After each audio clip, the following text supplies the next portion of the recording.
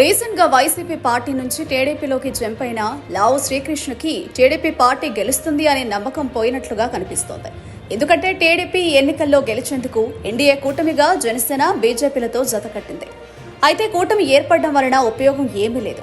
Janasena BJP పార్టీలు నామమాత్రపు పార్టీలే. రాష్ట్రంలో బీజేపీ జనసేన బలం ఏమీ కనిపించడం లేదు. వాటితో కలవడం వలన టీడీపీకి అంతగా మేలు జరగదు. అసలు ప్రస్తుతం రాష్ట్రంలో టీడీపీ గెలవాలి అంటే చాలా కష్టపడాలి.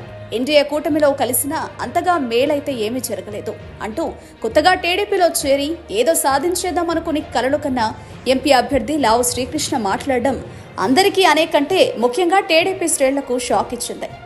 ఇదంతా చూస్తుంటే ఏపీలో టీడీపీ గెలుస్తుంది అంటే టీడీపీ అభ్యర్థులకే కాన్ఫిడెన్స్ లేదు. ఇక్కడే అర్థమవుతుంది రాష్ట్రంలో వైఎస్ఆర్సీపీ గ్రాఫ్ ఎంతలా పెరిగిందో అంటూ వైసీపీ నేతలు నాయకులు మాట్లాడుతున్నారు.